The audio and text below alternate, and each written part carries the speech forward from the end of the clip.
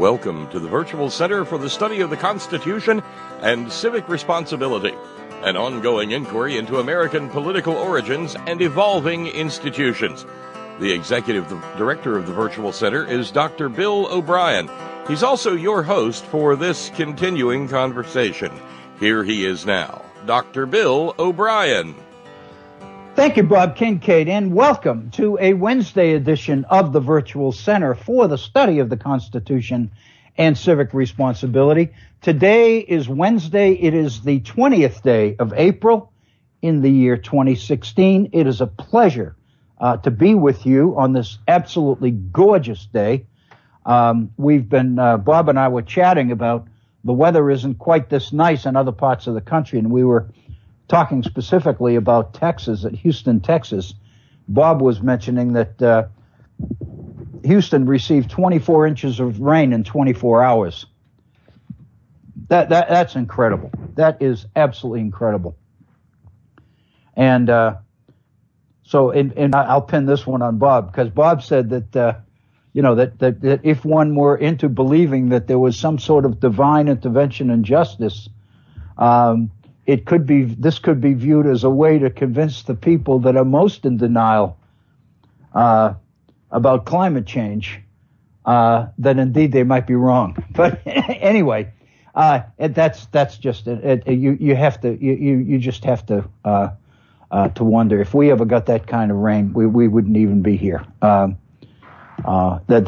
is horrible. But the weather here is so beautiful, and we've had about a week of absolutely gorgeous weather. It looks like we're going to be in for a little bit of rain overnight and into tomorrow, but that'll be the first rain. It's unclear how much we're going to get, but it's not going to be anything to worry about, I understand. But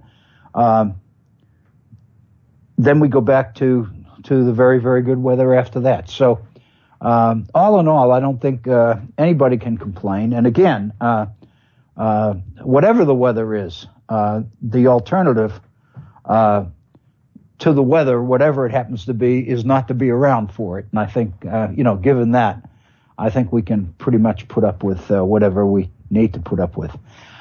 I missed yesterday. I missed not being here yesterday at the Virtual Center, and I'm so glad for the opportunity to be with you today. I want to open the program today with a couple of comments related to my day yesterday, because I was playing politician, as it were, and I'll share a little bit of that with you in a moment.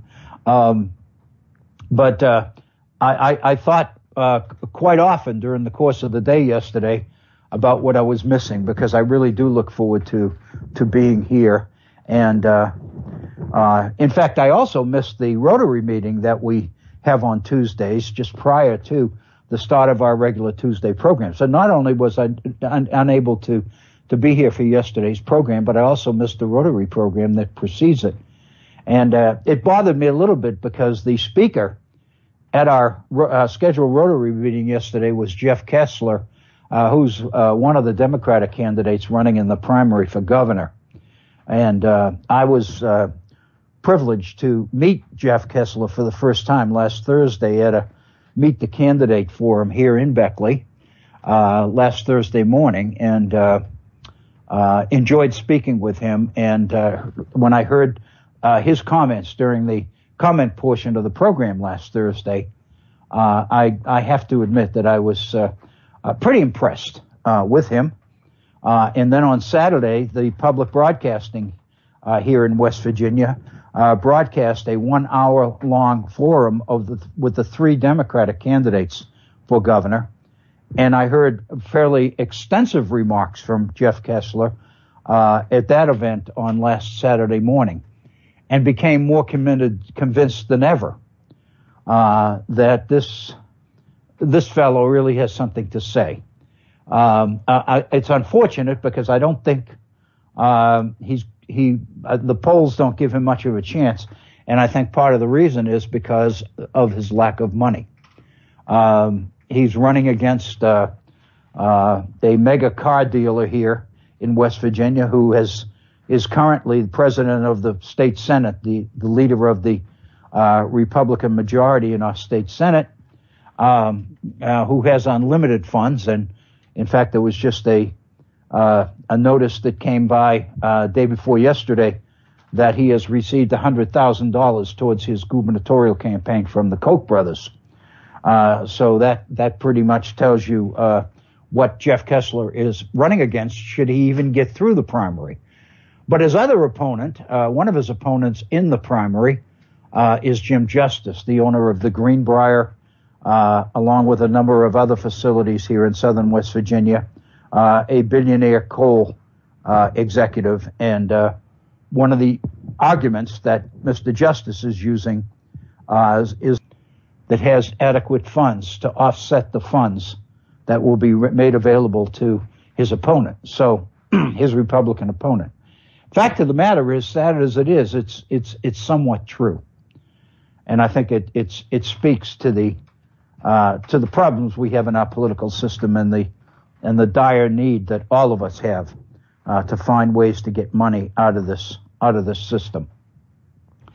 We'll be into some of this in a moment, but I do want to encourage you to participate in our program by sharing your thoughts and your ideas with our other listeners. We have a phone number that is dedicated to that very purpose. Our phone number is area code 304-663-4676. 304-663-4676. If you'd like to avoid going on the air and would at the same time like to get your thoughts or your ideas, concerns, questions, suggestions, whatever it might be, out there for other people to react to, then you can accomplish the same end by sending me an email and sharing your thoughts with me that way. And I will do all I can to do you justice in transposing or transferring your thoughts and your ideas from your email onto the air in a future program. My email address is waobrien906@gmail.com. That's waobrien, OBRIEN 906@gmail.com. And I do again remind you of our Facebook page. If you are a user of Facebook and you go to the homepage, if you type in the Virtual Center for the Study of the Constitution, you will have access to our Facebook page. And the message that I will be opening today's program with on the little bit of politicking that I did yesterday, I did put an entry on Facebook just prior to us going on the air today. So much of what I'm going to open with you can get by looking at our Facebook page. Again, on Facebook, just type in the search box the Virtual Center for the Study of the Constitution, and you will have access to our Facebook page. And I might also add that a new Facebook page has been added, and that is a campaign page for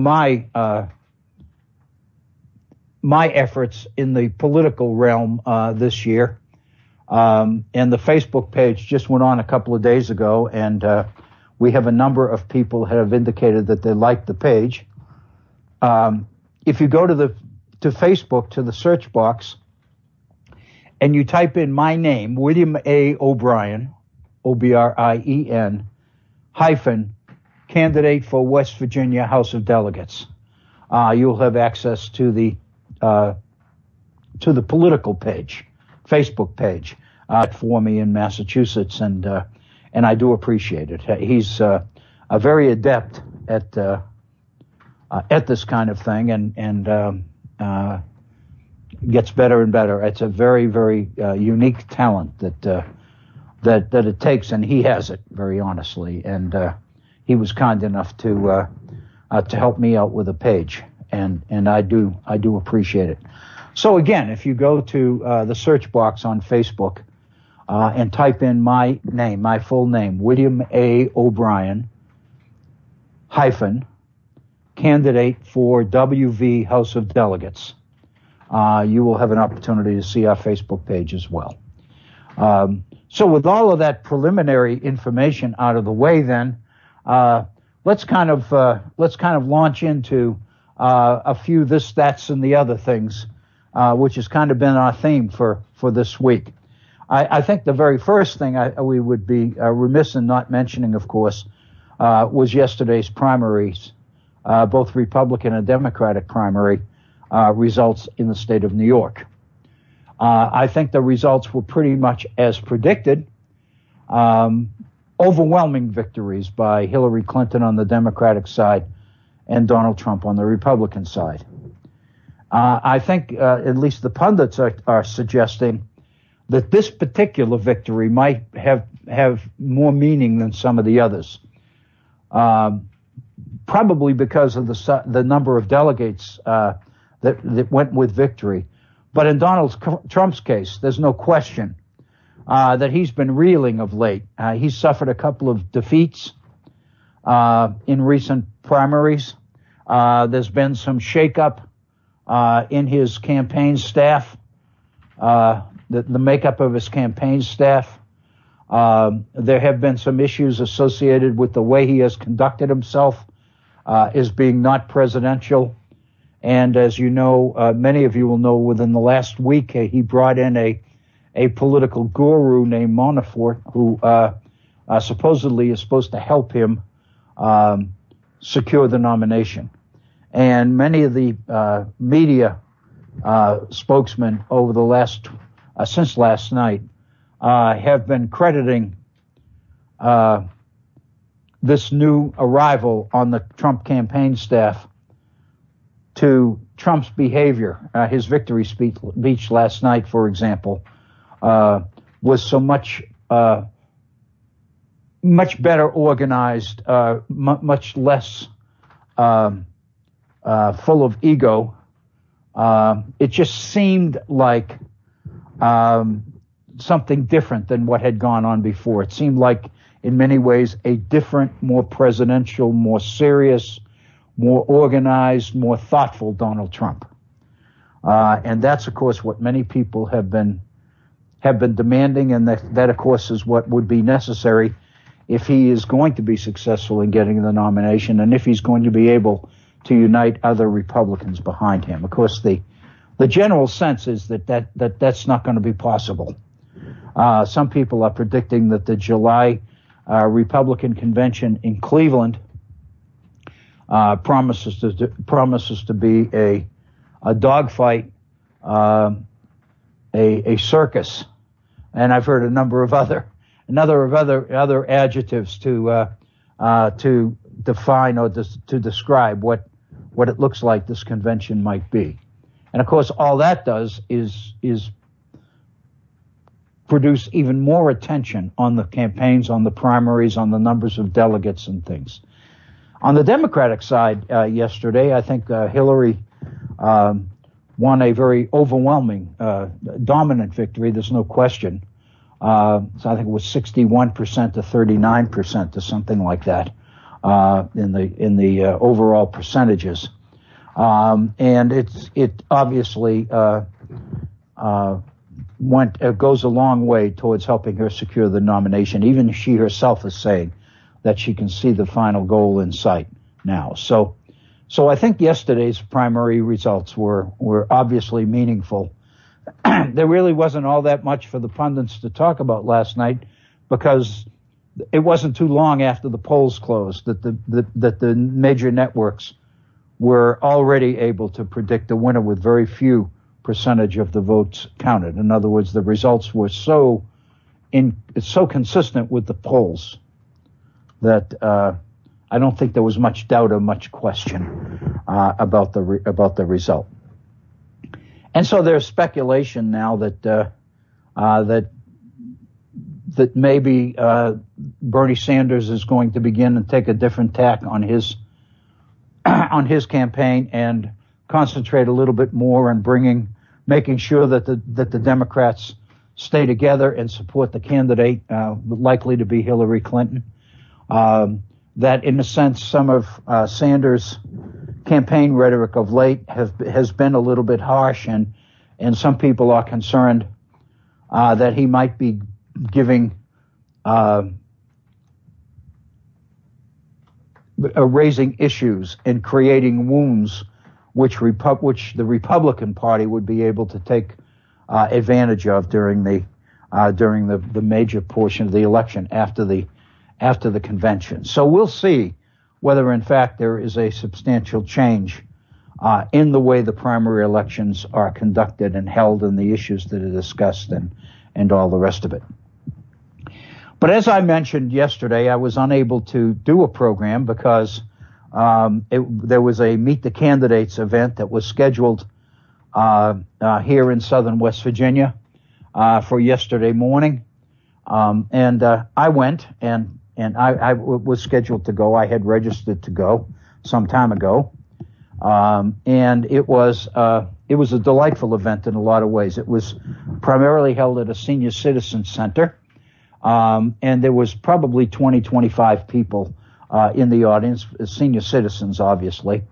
But one of the benefits of the program was that after the candidates had an opportunity to make their formal comments, and each of us was given about 5 minutes to speak, we were invited to stay for lunch, and there was about 40 minutes between the end of the program and the time when lunch was to be served. That gave us an opportunity to interact with many of the people who were there, not only for a formal question and answer session, but more importantly, just to go around the room and sit across the table from some folks and get to know them a little bit better and give them an opportunity to get to know us a little bit better and to ask questions. Maybe they didn't want to stick up their hand and ask a question in front of a room full of people, but sitting down across the table from a candidate, there was the opportunity to get into some real discussion and issues and those kinds of things. And then, of course, we also had lunch with these same folks, and that gave us an opportunity. In my case, myself and one other gentleman that's running for office, the two of us sat on one side of the table, and there were 4 women sitting on the other side who were members of the senior center, regular attendees at that senior center, and they asked us a number of questions, and we got into discussions about the state and what the state needed and how we might address some of the major problems of the state, those kinds of things. Very, very, very good, a good session, a very worthwhile session, I thought. Before we got on the air today, just before I went on the air today, I did post on Facebook and also on the new page, the campaign page, an account of one particular aspect of yesterday's events.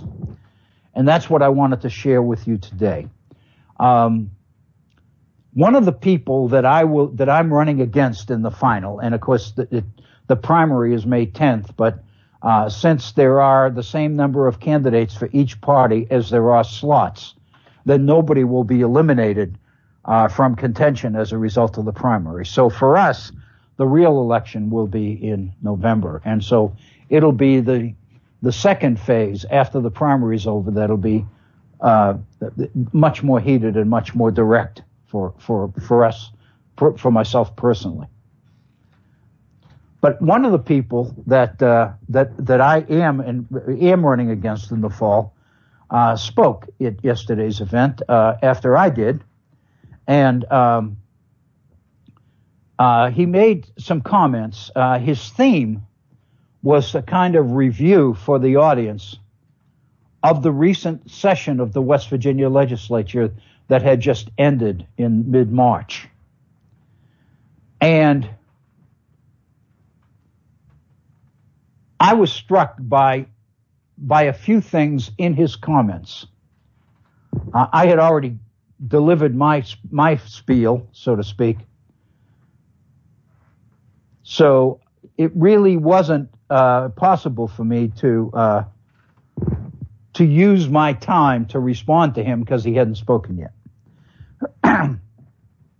But when he did speak, there were a couple of things that he said that I thought I would share his comments with you because I thought that they were in a couple of ways very, very poignant and very, very informative.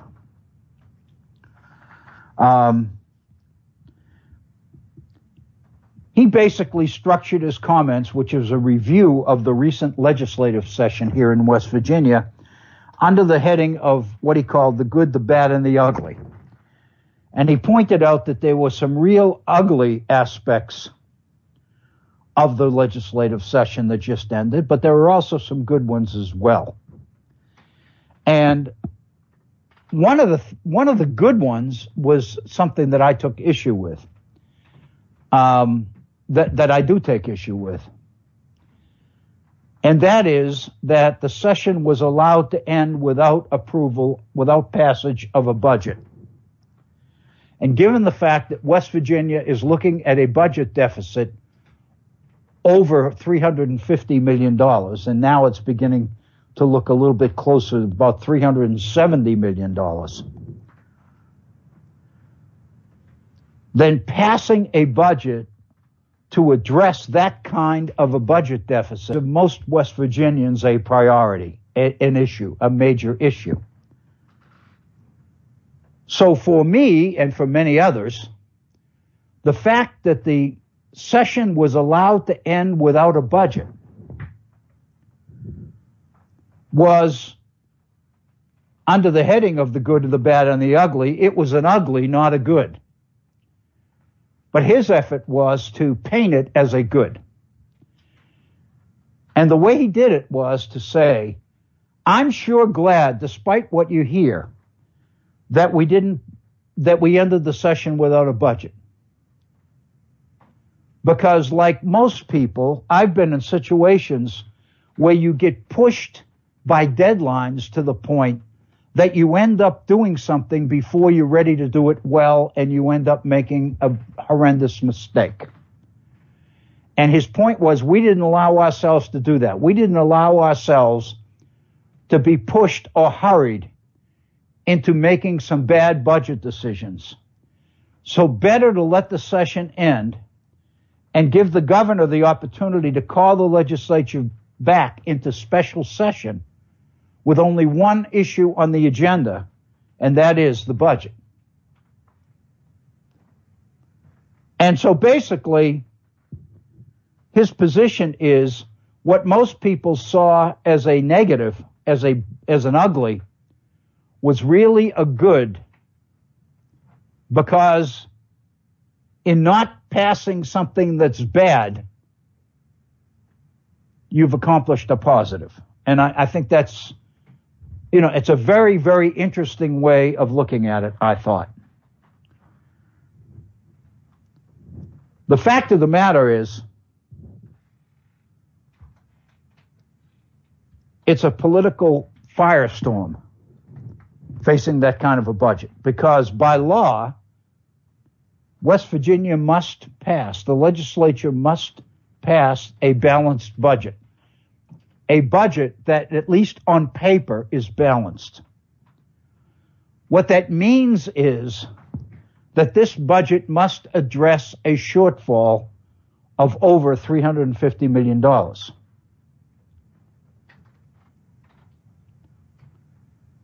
And this is the part of his comments, of my opponent's comments yesterday, that I really wanted to focus your attention on.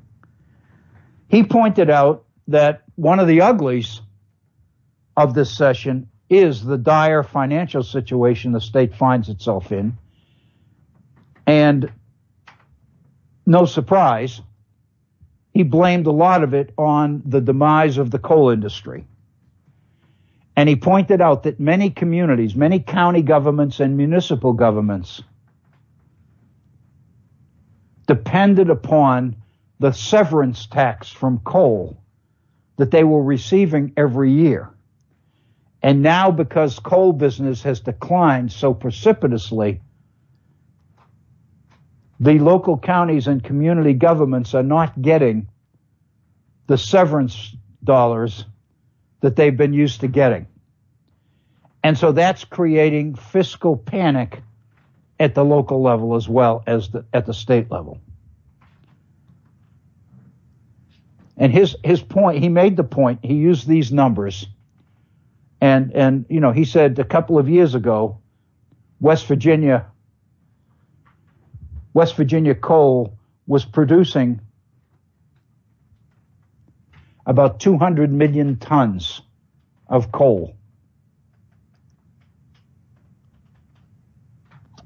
And I'm trying to remember exactly how that would be, I guess, per month or per week, I'm not sure. But the point is that number has dropped from 200 million down to 50 million. So in other words, it's lost 3/4. And that's meant that the state and the rural and local governments in the state that were getting distributions from the state in severance tax dollars are suffering. And then he made the point that as the legislature comes back into session, special session, to consider a budget, pass a budget, they have only two options. One option is to continue to tax and tax and tax in a state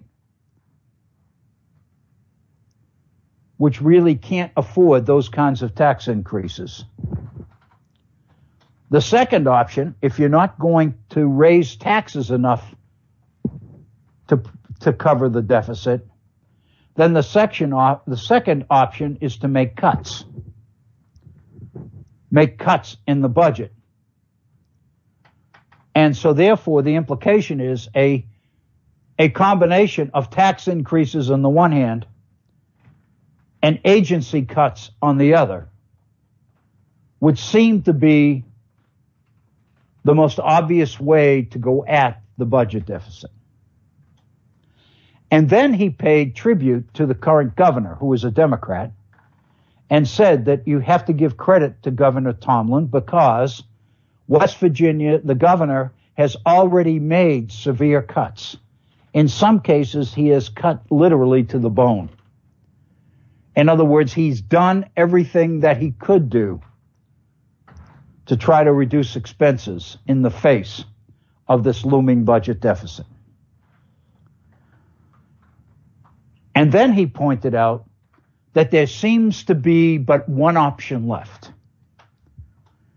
And that's to cut government itself, to cut the size of government. And he pointed out that here in West Virginia, especially in light of the fiscal situation we find ourselves in, West Virginia has a bigger government and a more expensive government than it needs and than it can afford. And so therefore, maybe we're down to the last best option, which is to cut the size of government substantially in the face of this looming budget deficit. It's that recommendation that I chose to react to on Facebook. And you can see this on our Facebook page. And there are two reactions that I would have. The first one is that there are some folks, and I'm one, who are convinced that the idea of cutting the size of government, despite comments to the contrary, is the last best option that we face. But in fact, that this has been the Republican agenda from the very beginning. It's always been there. It's not discussed that openly or that often. People don't talk about it. But the fact of the matter is there has been enough evidence throughout the last session and even before the last session that very prominent leaders of the Republican Party have been advocating these kinds of cuts in governments from the very beginning. And so therefore, rather than cutting government being our last option, now that we've tried everything else, There are some of us, like myself, who believe that this has always been the agenda.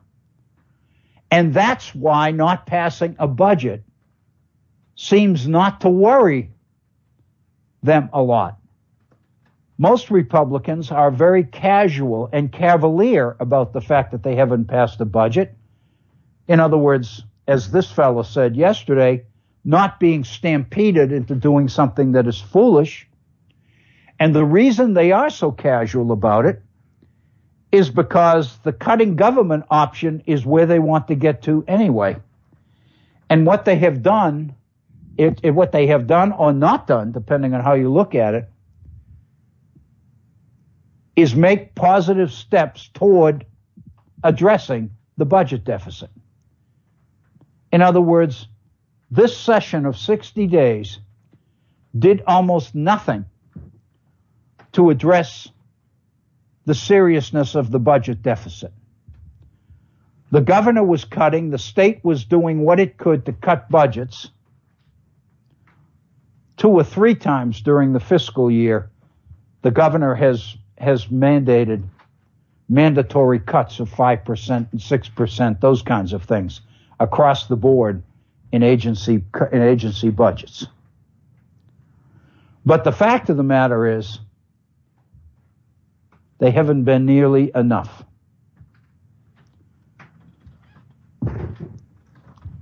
So one issue that I think is significant is this idea of starving the beast.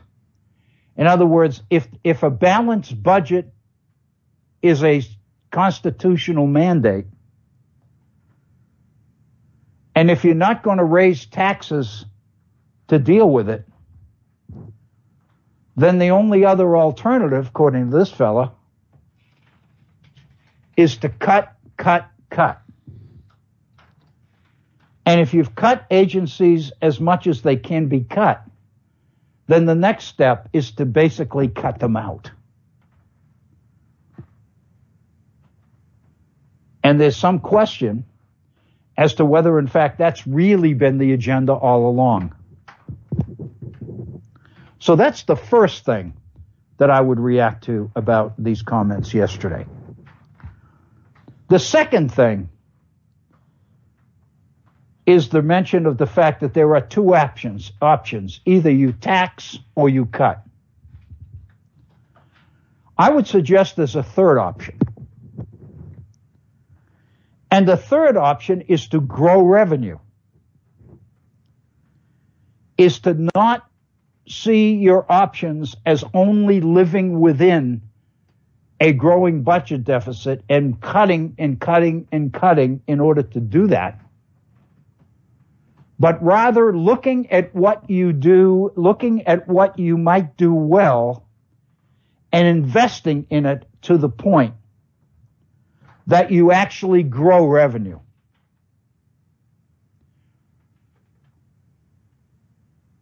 I will be honest, this particular option is one that I have advocated for some time in higher education. Because in higher education, especially public higher education, administering higher education, managing budgets, has pretty much functioned around the either-or idea of budget deficits that we just went through. And that is, you either tax or you cut. In higher education, the way that you met shrinking state expenditures for higher education, as the years have gone on, states have traditionally contributed less and less and less of higher education's operating budgets. And that's meant that colleges and universities have been forced to take the only option they had left to them, which was to raise tuitions. In other words, charge students more because the state is providing less. All of that is based on the premise or the assumption that it takes a certain amount to run the institution. And that's fixed. And of course, the assumption is that it's not wasteful. It's bare bones, good management, good fiscal policy. In other words, the assumption is that colleges and universities are being run as well and as efficiently as it's possible to run them. And therefore, the total number that we need in an operating budget is fixed, and it's the best we can do. So then the question is, how do we get that money? We either get a portion of it from the state, or we have to raise student tuition to get it. But those are the only two options. For years,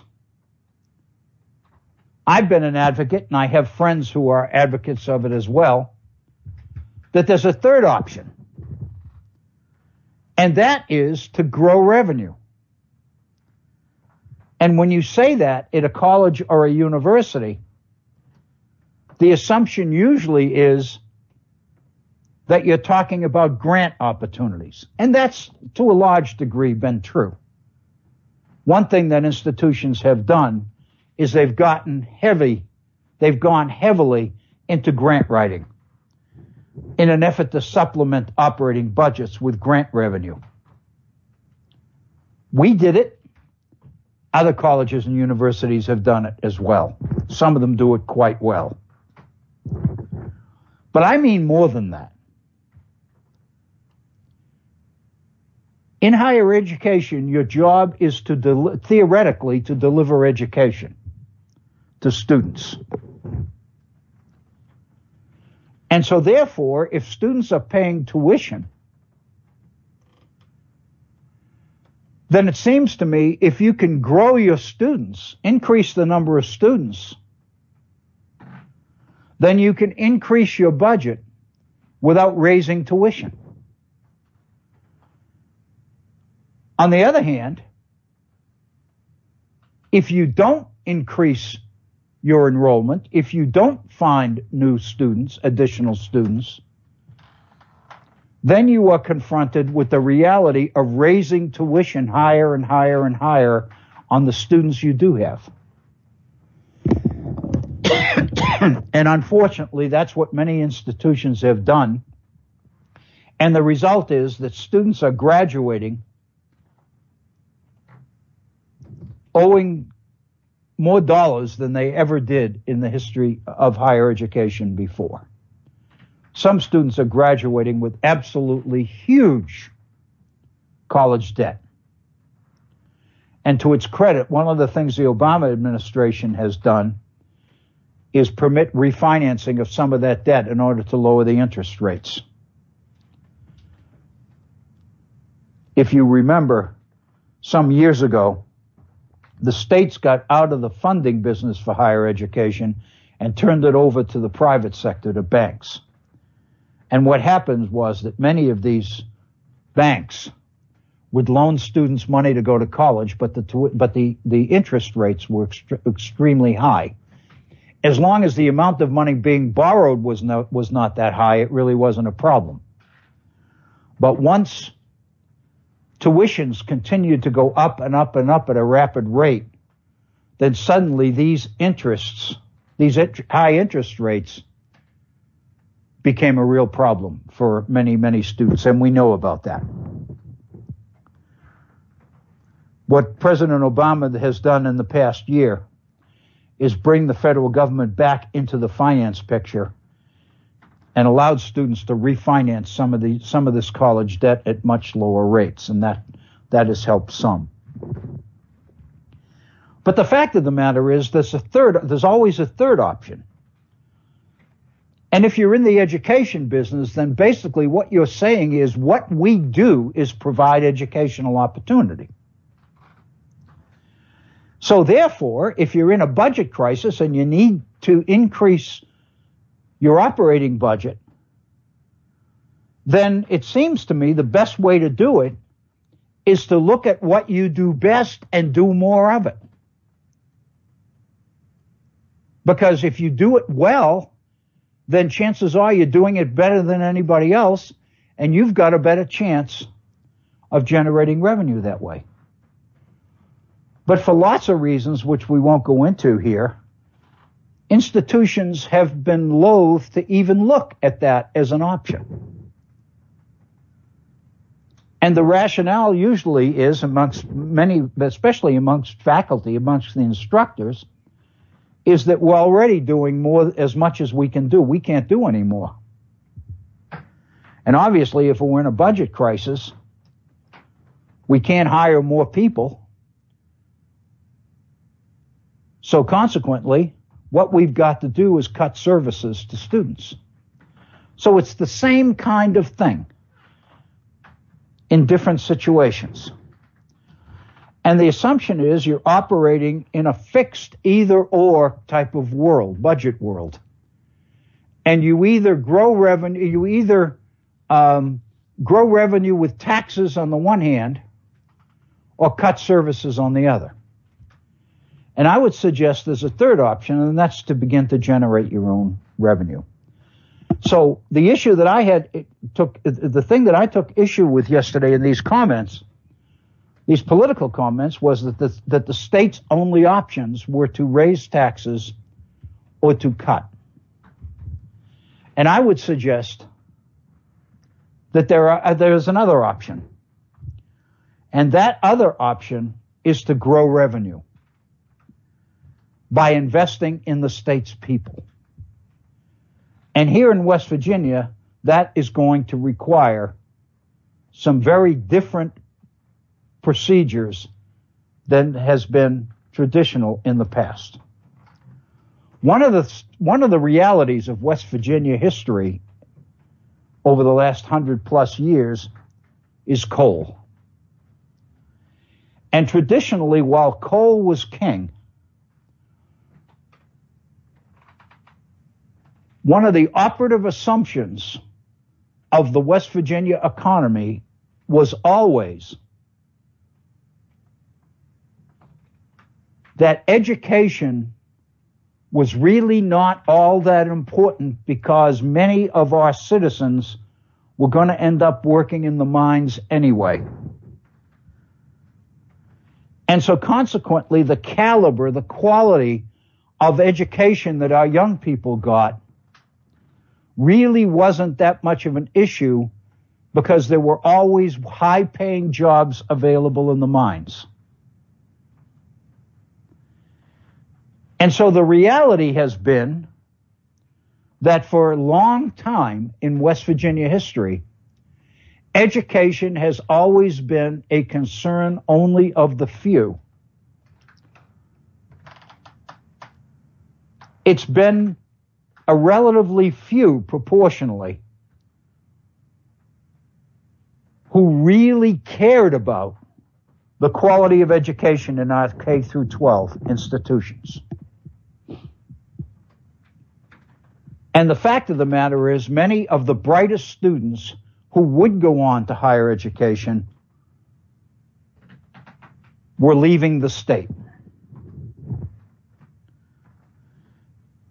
And the fact that the economy of the state was not diversified that much meant that few of these people who left the state to pursue education were able to come back, if they indeed wanted to. So the result was that education, quality education, was for the most part, a service for the few. For everybody else, you kind of went through the motions. Because the assumption is that it really didn't matter that much, because if high school wasn't a successful experience for you, there was always the opportunity of getting good paying jobs in the mines. Now that opportunity exists no more. And the point that I've made in my comments this morning on Facebook was that really changes the name of the game, the nature of the game. Because now we are in a situation in West Virginia where good quality education doesn't just matter for a few people, it matters for everybody. And what that means is this is a new day. And it requires a lot of new techniques and strategies that we've never had to deal with before. It means that the quality of education and the skills that all West Virginians, not just a few, but all West Virginians are able to develop matters. And the fact of the matter is, associated with an improved quality of skill education and education generally, is the attitudinal change that goes with it. Not only do we have to improve education and training, we've got to change attitudes of people, lots of people. We've got to convince people that have always believed that education doesn't matter, that it damn well does matter, and it matters a lot. And what that means is we've got to start looking the other way at unacceptable rates of truancy and dropouts and teen pregnancies and all of these other things that create so many problems for our public education institutions. Our public education institutions will be as good as people demand that they be. And what that means is we've got to change the attitudes in West Virginia so that people will begin to demand better, because our teachers will deliver it. Because what they'll experience for the first time will be support and encouragement from the general population at large, which they haven't had before. For the most part, most teachers have believed that all they were doing was babysitting kids for their parents, and that when the kids reached a certain age, they would either graduate from school or they would quit, and they would go into the mines. That's an option that doesn't exist anymore. West Virginians, in larger numbers proportionally than any other state in the Union, have staffed our military services. Many young West Virginians looked to the military for career opportunities. That is an option that has kind of dried up as well, because the military services are demanding highly skilled, highly motivated, well-educated people as well. Seems to me the burden is on the state and on its people. And that means that the burden is on the elected officials that these people choose to manage state government. I think this is a tremendous opportunity. It's a new day. And it provides all sorts of opportunities that haven't been there before for a lot of people. So I really do resent the idea that we only have two options, either to tax, or cut. It seems to me there's a third option. But it's going to take a lot of courage to choose it. It's going to take the will to pursue it. That, very honestly, is one of the reasons why I chose to enter this particular race. Because I really believe in that area I do have things that I think I can contribute that matter. So that's really what I spent a portion, at least, of my day yesterday doing when I wasn't here at the Virtual Center. We canceled the program. I like to believe that it was a positive diversion for me. I missed the program because I love doing it.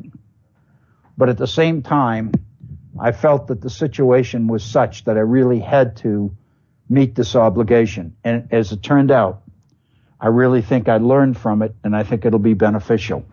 Much of what I've said, you can find on our Facebook page, either on my campaign page, which is William A. O'Brien, Candidates for West Virginia House of Delegates, or the Virtual Center page, which is the Virtual Center for the Study of the Constitution. If you go to Facebook, to the search box, and you hit either one, you type in either one of those sites, you should gain access to this particular piece that I put on there today. We're at 52 minutes after the hour. We're about 7 or 8 minutes from the top of the hour in our regular 5-minute break. But I did want to share that particular issue with you because I think it's a very, very important one. I really think, and I'm not just trying to fill in space here. This just occurred to me that I really ought to say something else about what we've been talking about so far. And that is that this option, this third option, so-called, is not just pertinent here in West Virginia. I really think it applies everywhere. I really think that the education system that has developed in this country has, to a large extent, been sold short by a lot of people. We've gone over and over again into things like the Common Core. We've looked at Thomas Jefferson's general diffusion of knowledge. We've looked at Benjamin Rush's paper on the kind of schools, the kind of education necessary or mandatory, the mode of education proper in a republic. We've looked at the Federalist Papers. We've looked at a number of things which suggest the role of civic education as anticipated by the founders in this republic. But the fact of the matter is the operative assumption in the 18th century, as it has been in the centuries before that, the operative assumption was that education, quality education, was reserved only for those who were expected to be able to handle it.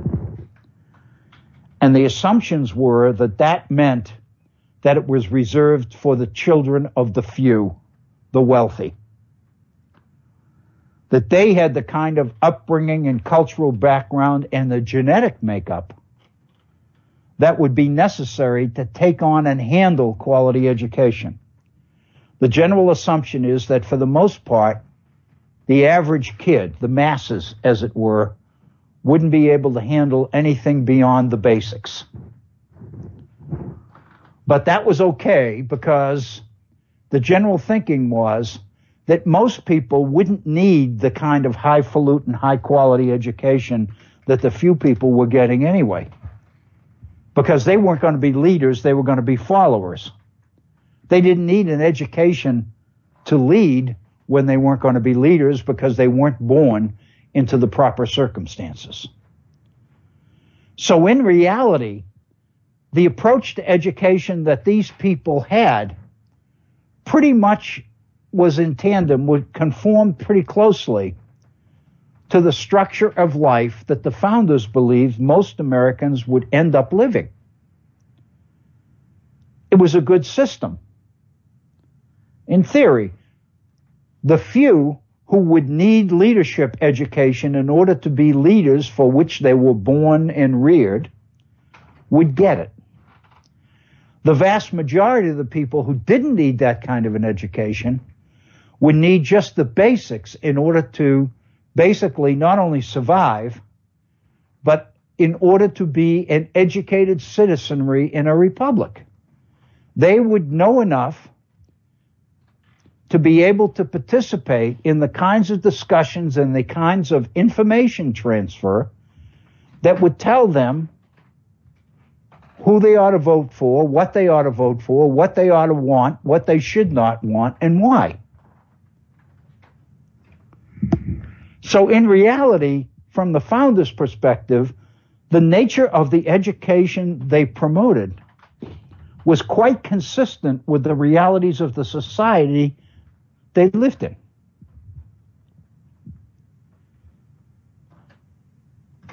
What made the United States of America different, unique, was that this is the first society in the history of the world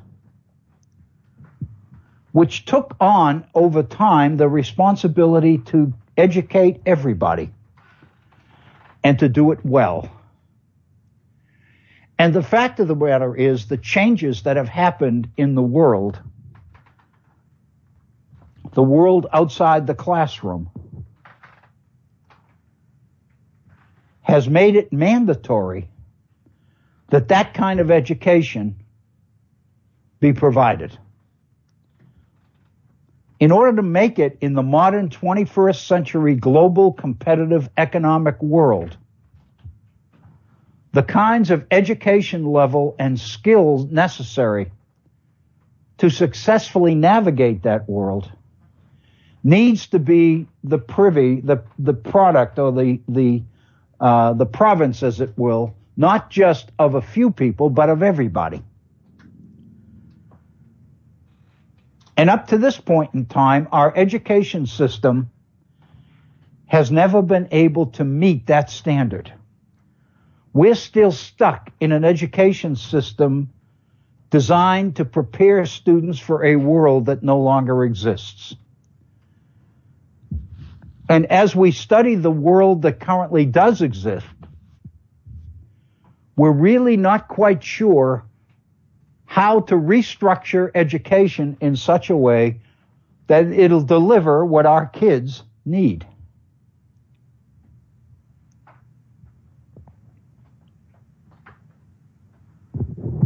So in reality then, I think that the situation we find ourselves in, the situation that we need to meet, is the situation that mandates the third option, so to speak, which is that we do not continue to operate in a this or that situation because we're not in a this or that world anymore.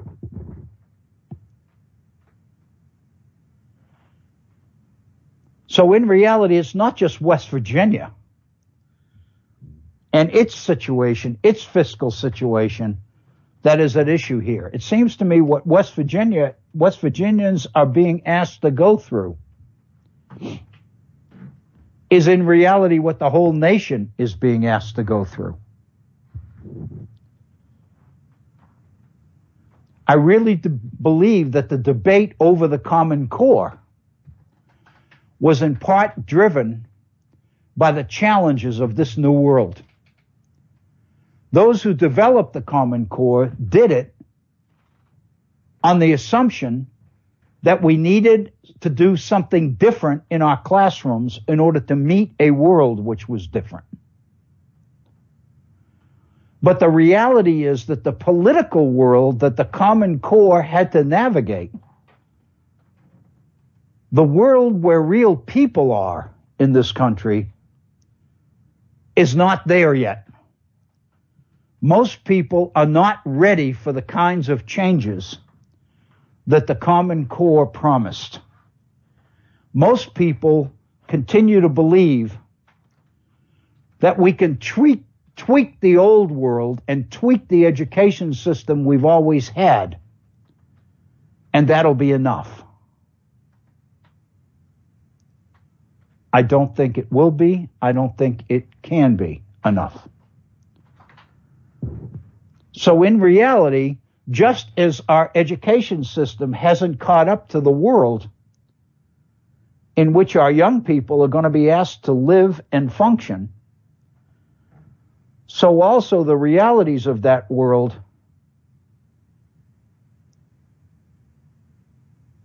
and the people who are living in it haven't quite matched yet either. Few people are ready to admit the degree to which the way we always did things isn't going to work anymore. They're resisting the Common Core like crazy because they're desperately trying to hang on to the past because the future is so intimidating. Here in West Virginia, the number of people that continue to rely on coal making a comeback, something will happen. Coal's always been there. And one of our candidates for governor, Jim Justice, is basing his campaign, one of his campaign slogans on his signs, is that Jim will not give up on coal. In other words, he's going to get the votes of people who believe that the old world isn't dead yet, and that there's a way we can tweak it and get back to the good life. Some people desperately want to believe it, and they're going to vote for a candidate that runs on it.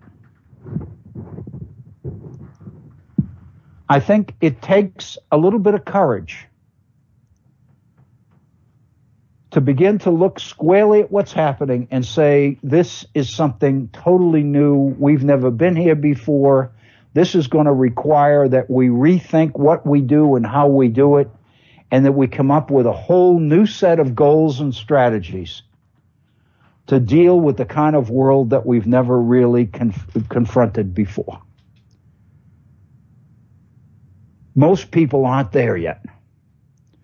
That's the same situation with climate change. People are desperately trying to force themselves to believe that climate change is not real and that there's nothing we can do about it. Because once they accept the fact that it's man-made, or largely man-made, and that therefore man can do something about it, that requires that we not continue to do what we've always done. And most people aren't ready to make that commitment, make that switch as of yet. So I really do believe that this is an issue and a problem that's bigger than just what people in West Virginia, and more specifically here in southern West Virginia, are facing. I believe what we're facing is a version of what the entire nation is facing. In fact, when you get to climate, what the entire world is facing. We're looking at a world that can no longer continue to do what it's always done in the same ways it's always done it. Because if we do, we're going to destroy the planet. And the question is, how long is it going to take for enough people to come to that realization that it begins to turn things around? And what's making the transition so difficult and so challenging and so painful is that so many people are trying to dig in their heels and saying, I know that there's a way we don't have to do this. I know there's a way we can make a few changes here and a few changes there, and we can get through this. And those are the people that we're finding it's most difficult to move. When they do move, we'll begin to make progress. Whether they move early enough and quickly enough, it seems to me all of us have a stake in. We're at 5 minutes after the hour. We've gone a little bit beyond the top of the hour, but that's okay. We're going to pause and take our 5-minute break, and then we'll be back for our second hour. We'll be back about 10 minutes after the hour, which will mean our second hour will be about 50 minutes long. You're listening to the Virtual Center for the Study of the Constitution and Civic Responsibility. We'll pause for a 5-minute break, and then we'll be back. Please stay with us. We now return to the Virtual Center for the Study of the Constitution and Civic Responsibility. Here's Dr. Bill O'Brien. Thank you, Bob Kincaid. Welcome back to our second hour here at the Virtual Center. If you are just joining us, welcome to today's program. If you've been with us through the first hour, then I really do thank you for staying with us for this, our second hour.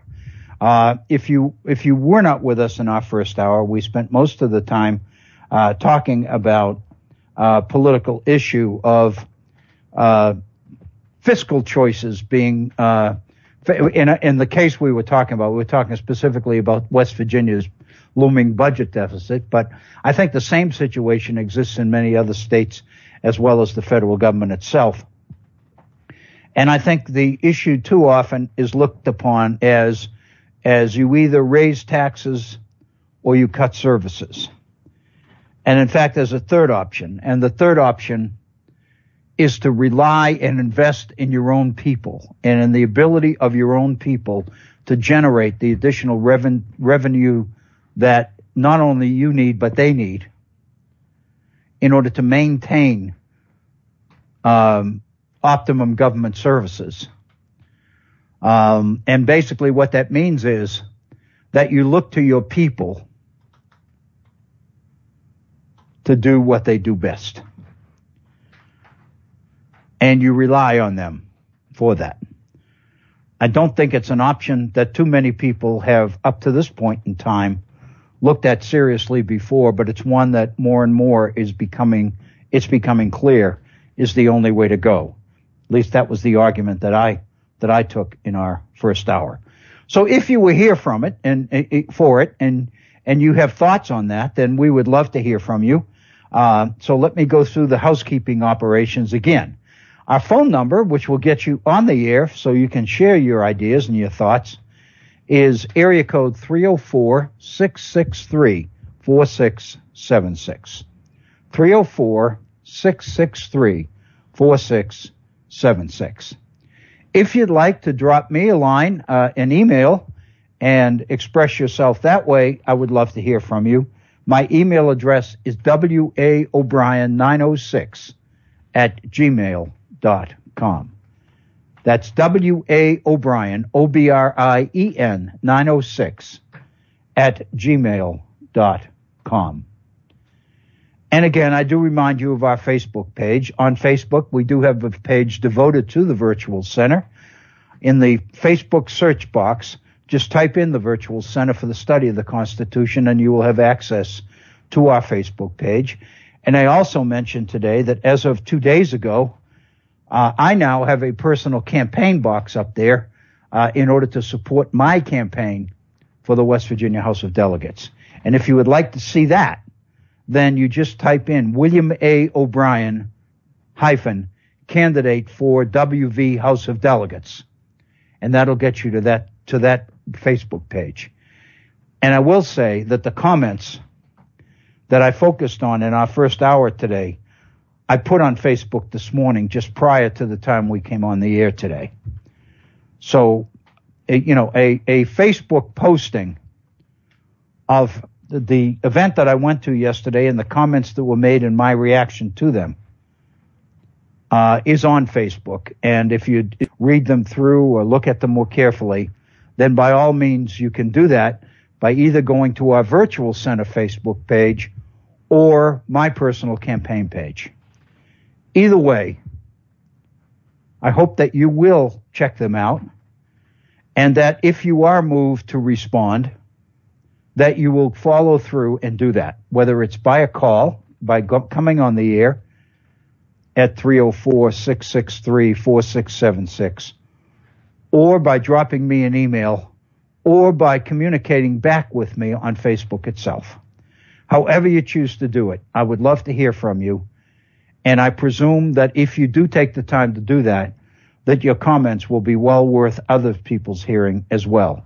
And I'll do the very best I can to do you honor in sharing your thoughts and your ideas with our listeners. So thank you. I do thank you for that. In this hour, I'd like to return to something that we spent quite a bit of time on mostly last week. It kind of takes us back to our two-party debates and discussions that we've had over in the previous 2 or 3 weeks.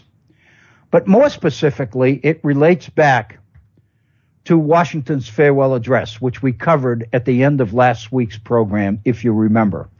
As I recall, we finished up our programs a week ago today, our final program of the week last week, by completing Washington's farewell address. And as I also recall, we looked at the final issue that Washington takes up in the farewell address, which is the foreign policy aspect of his advice to the nation. And if you remember, his whole address was his effort to share his wisdom and his experiences with the nation in order to guide it in its future.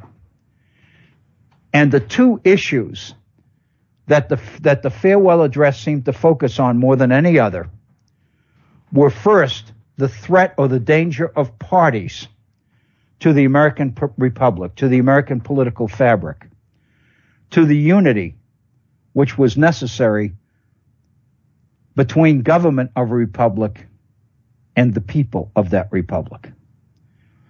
And the second thing was, in the area of foreign policy, the president's recommendation that the nation be very wary of foreign alliances, of foreign entanglements, which would be likely to limit or reduce our flexibility to look out for our own best interests in foreign affairs. Washington specifically warns against the dangers of becoming too close to or too opposed to certain nations as a traditional practice. His argument is that if we have always been particularly close to certain nations because their culture is so much like ours, because they've done so much for us in the past, or they've been our ally in previous wars, or they've been a trading partner of ours, or they've supplied us with needed manufactured goods or needed raw materials, whatever the reasons that would cause us to be particularly loyal to and particularly drawn to another nation. Washington warns that that kind of excessive friendship could cause us to make serious mistakes in our foreign policy. It could cause us to overlook things that under normal circumstances we would readily see for ourselves. It would cause us to be too trustworthy, too trusting, or not to take notice of the negatives associated with relations with that particular nation. It could result in the government of that nation having an undue influence on certain elements of our population, certain citizens. It could be that some of our citizens would be actually more loyal to that particular nation than they are to their own. So he really warns against these overly close or overly friendly reliances with certain nations, because it's always been in our best interest to do that.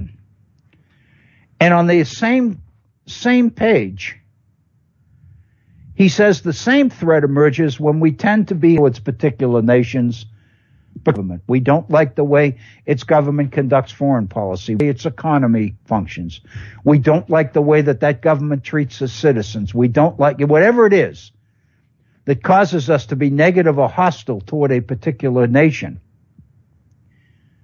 He says to fall into that pattern of always being hostile without really thinking about it is dangerous, because we're liable to overlook benefits that could come from improved relations with that very people. Washington said you need to be as careful of that side of the equation, so to speak, as you are of the other side. His goal is that what you want to do is you always want to maintain your flexibility, your freedom of action, so that as circumstances come up, you are free to take that direction or take that action which best serves the public interest of this nation at that particular point in time. His point is that maintaining that flexibility, not allowing yourself to be drawn in to situations that other nations cause is our best interest. So those are the two major things we looked at as themes in the farewell address, I believe, is the warning about the emerging parties in the nation and the threat of entangling alliances. And of course, we know that at the time Washington's farewell address was delivered, 1796, the nation was experiencing both of those situations. We were experiencing a division in our nation between parties, between Republicans and Federalists, between supporters of the administration, supporters of the Hamilton financial program, and its opponents. And of course, the opponents were being led in the beginning by James Madison, and later on in the 1790s by Thomas Jefferson as well. And this group eventually became what we know as the Jeffersonian Republicans, and they were able to elect Thomas Jefferson President of the United States in the year 1800. The other thing we know relates to the second issue, that while these two parties emerged in opposition to Hamilton's financial program, the issues that really caused the parties to coalesce around a set of principles and antagonisms toward the other was foreign policy. The nation was torn between its treaty obligations to support France and the fiscal realities of its best interests, which was to support Great Britain. And it happened, obviously, that the Federalists, the Hamiltonians, believed that our future as a nation would be better served by maintaining good relations with Great Britain. And that meant not honoring our treaty obligations to France. The Republicans, on the other hand, believed just the opposite. And so the fact is that the emerging split in parties was a major problem in our nation, and the extent to which that split was exacerbated by competing interests in foreign policy meant that, in effect, Washington's entire farewell address seemed to be a valid read, if you will, of the political realities of America in the 1790s. And of course, we do know that these substantive aspects of the farewell address were drafted by Alexander Hamilton. And though the farewell address was delivered by President Washington, the ideas and the content were Hamilton's. And so by basically siding with Hamilton's position on these critical issues, Washington, in effect, was making the split in the nation between parties even worse. That while Washington was very, very much concerned with maintaining the flexibility of the nation in foreign policy by not taking sides, in endorsing Hamilton's views in the farewell address, Washington, in fact, did take sides. And while his major concern was the emerging division of parties, the fact that he did take sides and did favor one over the other made the situation even worse. In effect, he didn't even follow his own advice, which was to walk a neutral course and try to find ways to bring the two sides together. So it seems to me that in that sense, one could say that the farewell address was internally contradictory or inconsistent. It advocated a particular position or behavior or strategy, which its very existence indicated that it did not follow. In other words, it talked the talk, but didn't walk the walk, as we would kind of phrase it today. Last week, in one of the previous postings that I was able to put on our Facebook page, on the Virtual Center page,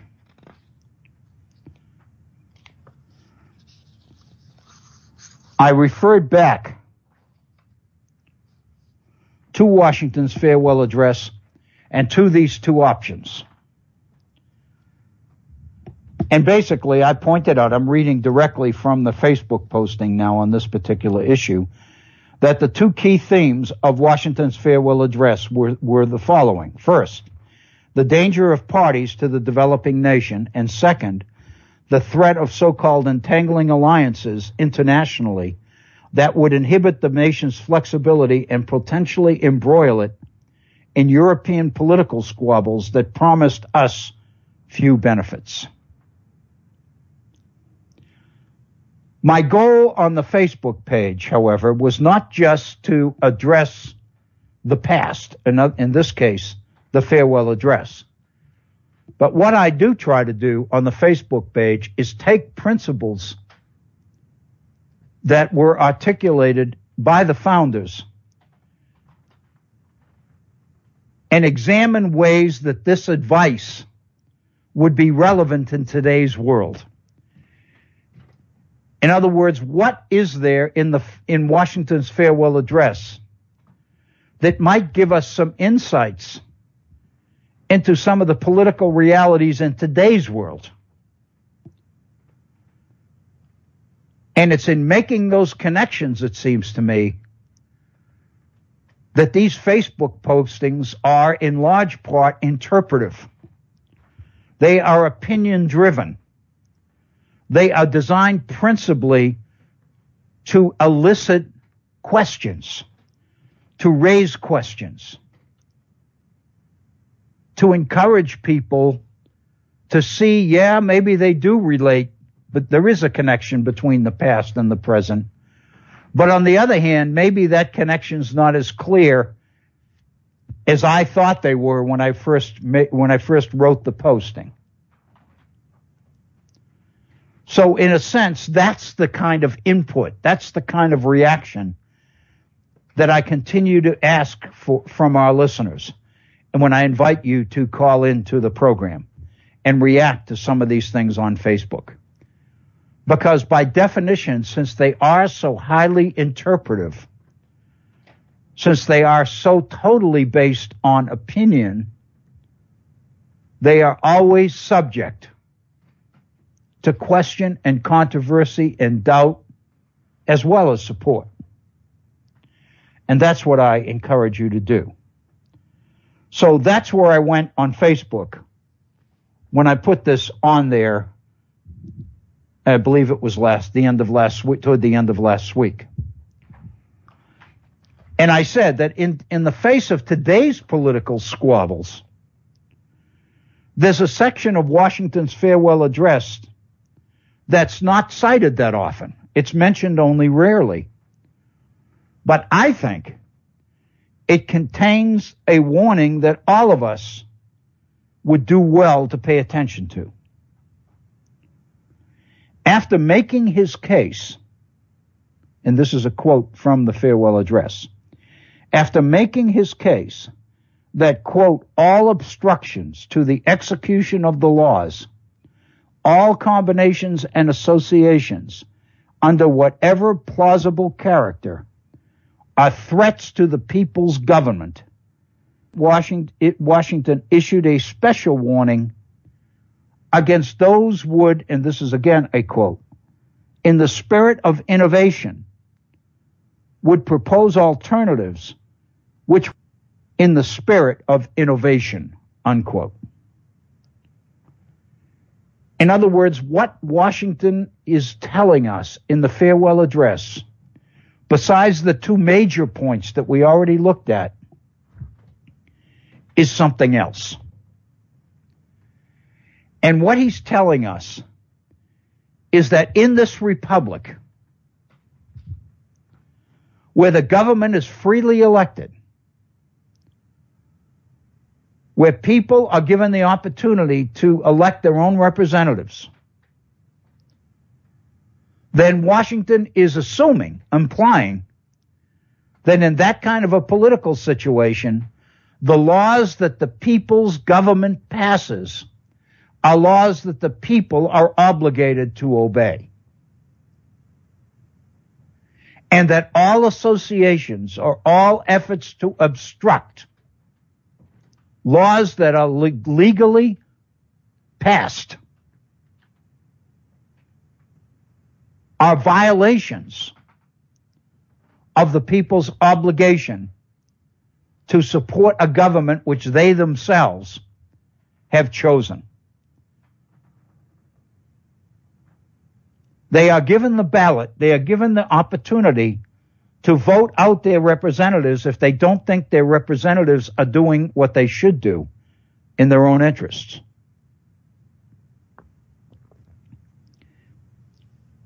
And Washington also points out in the farewell address that the Constitution has built into it an amendment process, so that if there are things in the Constitution that need to be changed, they can be changed.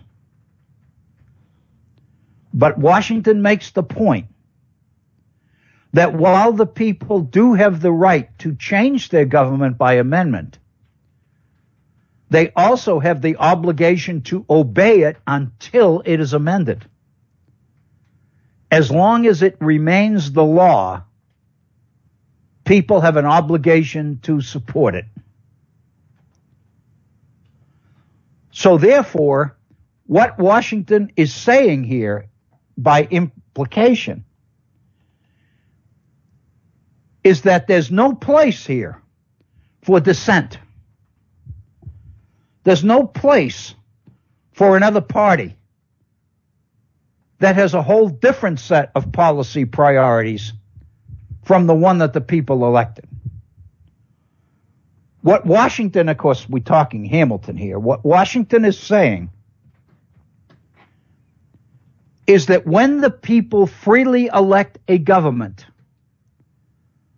one must assume that the laws that that government passes conform to the will of the people who elected them. And therefore, there's no such thing as a loyal opposition or a legitimate opposition or free or constitutional dissent or anything like that. That's a major difference from Madison. Because in Madison's view, there will always be parties. There will always be different points of view. And people need the opportunity to express themselves, to express those differences, those different points of view. And if they can't, what you're actually doing is driving them out of their own system. You're making them enemies to their own government. And so therefore, the two-party system, as it comes to be in the 19th century, becomes the vehicle for that alternative voice. But the nature of the two-party system is that it ameliorates or moderates the temper and the tone of that opposition in order to get the kind of support that makes it viable in our political system. By definition, they can't be extreme positions and points of view. They have to be moderated. They have to be toned down. They have to be made more acceptable to more people if they are to have a chance. And so therefore, the two-party system becomes the mechanism which moderates debate and moderates dissent in our society. Washington's farewell address leaves no room for anything like that. In fact, it openly discourages and opposes these kinds of alternative.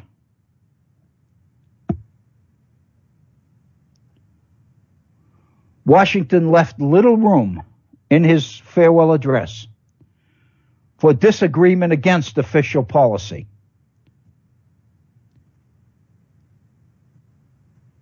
But he warned us specifically of something else. And in this, he and Madison were on the same page. Because Madison mentioned this in more than one of the Federalist Papers. And he mentioned it again in his 1792 document on a candid state of parties in America. And that is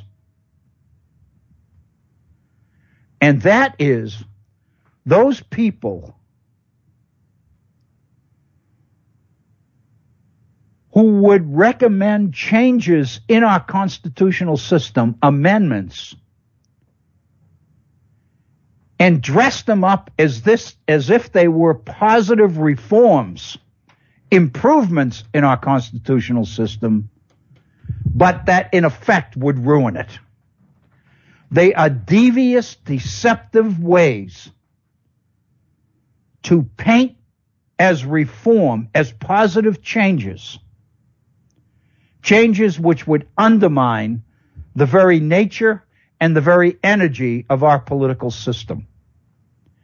And Washington warned against them. In today's political world, this is the transition from Washington's farewell address to today's contemporary political situation in America. I would argue that Washington's words of warning are very, very much in tune with some of the things that are happening in our politics today. That many people are advocating change in our system, amendments to the Constitution, reforms that would protect and widen or broaden our freedom, people's freedom, but in reality would literally destroy our constitutional system. And so the issue here is the deception. Are these honest attempts at reform by people who don't see the prospective danger of these same reforms? Or indeed, are these people who really do see those dangers and are being very devious and deceptive about it by promoting things that people would look at as reforms, as improvements, but in reality would do serious danger to the system as we know it?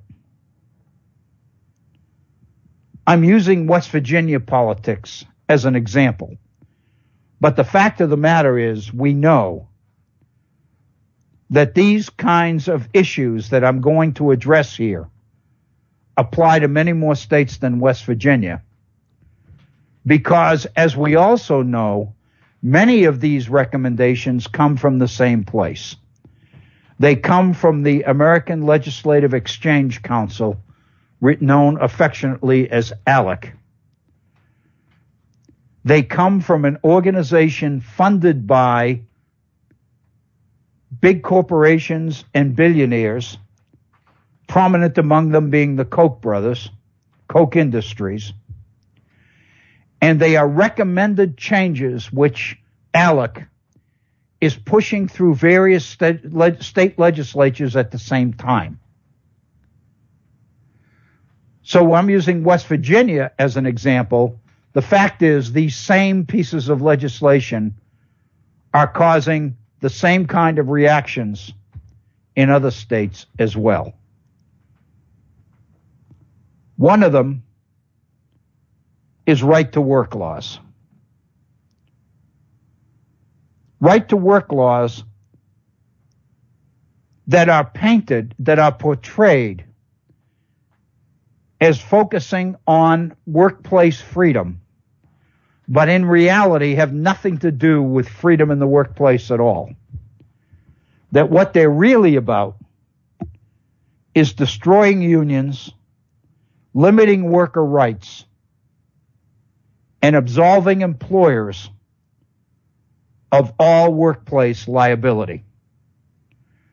These are laws, these right-to-work laws, which are being portrayed as promoting workplace freedom, but in reality are designed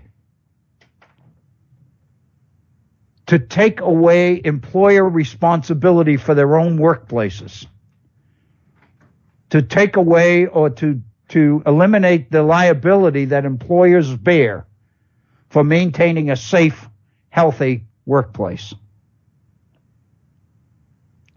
Laws which are usually referred to as religious freedom laws or religious freedom restoration laws that really don't have anything to do with religious freedom, but rather have everything to do with discrimination. But you can't pass a law that you openly acknowledge is intended to discriminate. So what you do is you paint it as religious freedom. But in reality, what you're allowing people to do is hide behind their religious beliefs in order to justify their right to discriminate against certain peoples and certain groups.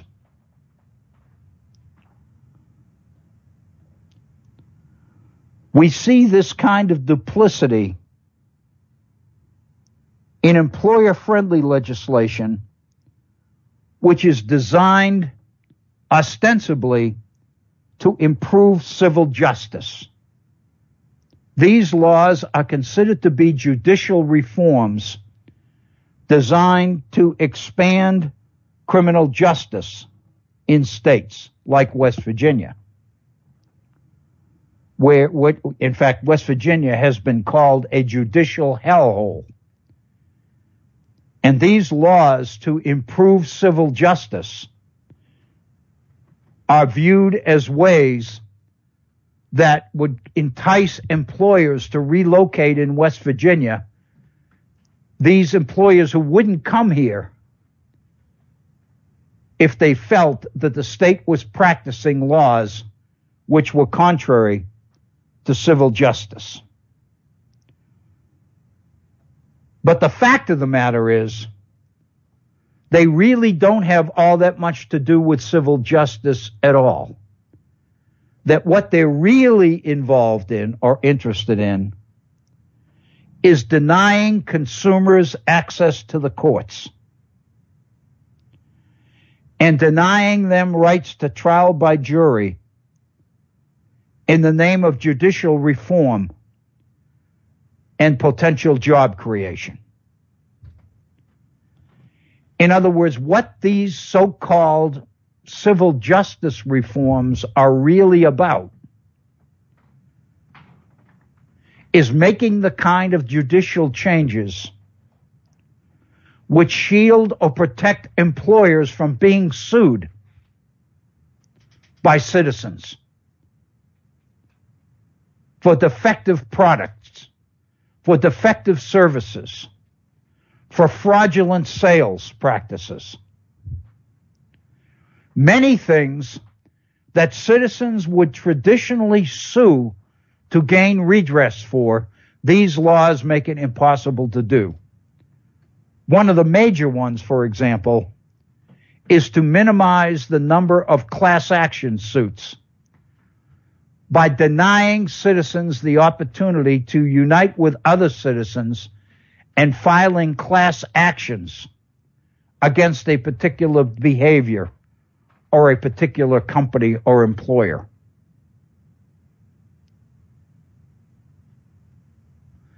What you find is that much of the small print in many of the contract language, when you really look at it, reveals a device, a legal technicality which denies citizens the right to class action in the courts. So in a sense, They are employer-friendly laws under the guise of civil justice reform.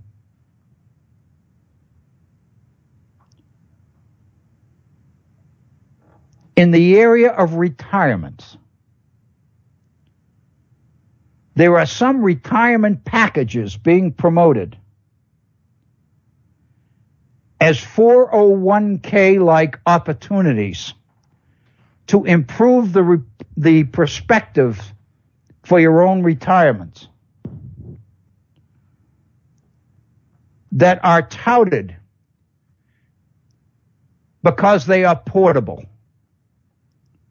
In other words, citizens are sold a bill of goods that these particular retirement plans are benefits to them as consumers because they own them.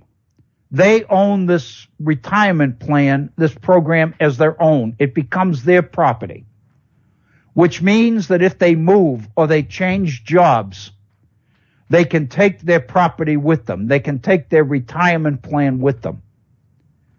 And therefore, they are not chained to a particular job or a particular employer because they've got so much invested in the retirement program of that particular employer that they can't afford to leave.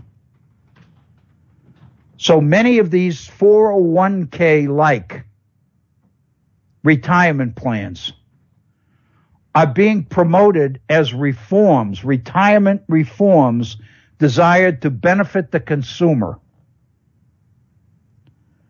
But in reality, they are really schemes to eliminate or minimize the responsibility of employers to contribute to the retirement of their own employees. Prior to 1986, prior to the Financial Reform Act of 86, I'm trying to think of the exact name of the legislation now. It escapes me. But it was passed during the Reagan administration in 96. And it was the beginning of the end of traditional pensions. And increasingly, pensions were replaced by 401ks. And this so-called Reform Act was sold to consumers because these were retirement programs or plans that were portable and that were owned by the employee himself or herself, and didn't chain them to a particular job or to a particular employer. But in effect, what they involved was less employer responsibility to contribute. Many employers continue to contribute. Some employers cut their contributions in half.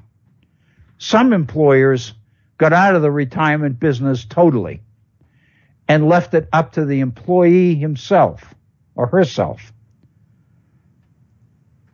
to make all the contributions to their own retirement plan. So the fact of the matter is, were contractually required to put into employee retirement programs this particular legislation, that the Retirement Tax Reform Act of 86, I believe it was called, in reality takes away the employer responsibility and liability for much of the retirement responsibility of their own employees.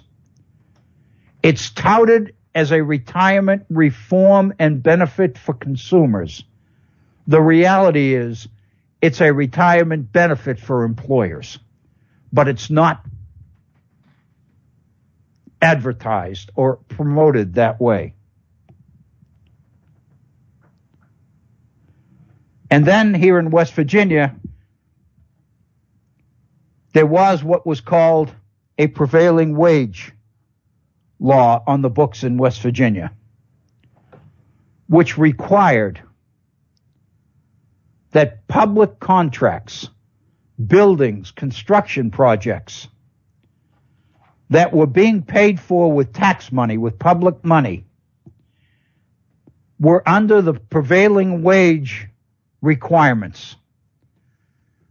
When a contractor or an architect put in a bid for a particular program or a particular building or a particular project, they had to base the wages that workers made building the building, they had to base it on prevailing wage numbers.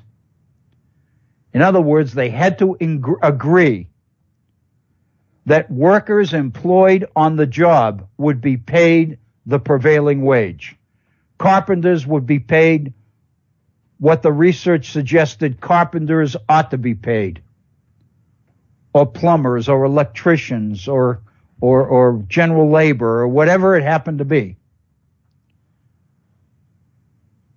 The elimination of that prevailing wage legislation was a priority of the last legislative session here in West Virginia, and it passed. The Republican majority in both houses eliminated prevailing wages in West Virginia. And their argument was that prevailing wages artificially inflated worker salaries to the point that public construction jobs, municipal projects, were costing more than they should cost, and that schools and hospitals were not being built,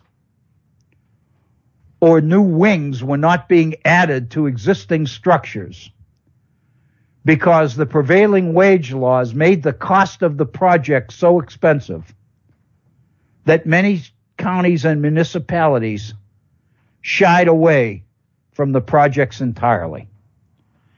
And so the implication was, if we eliminate prevailing wage, we will lower the cost of construction projects to the point that there will be more of them, and therefore there'll be more jobs for more people. In other words, this would be an economic driver, because their argument was the existence of prevailing wage is costing jobs, not helping to create them. And it was on that basis that prevailing wage legislation here in West Virginia and other places as well, I'm guessing, were eliminated. The fact of the matter is,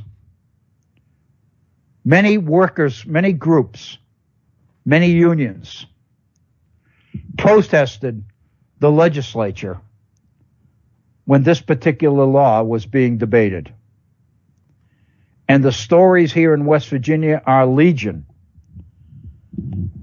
about the extent to which members of the legislature totally ignored the fact that the legislative galleries were packed with people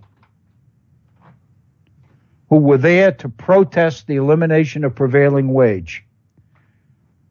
And they just passed it anyway, irrespective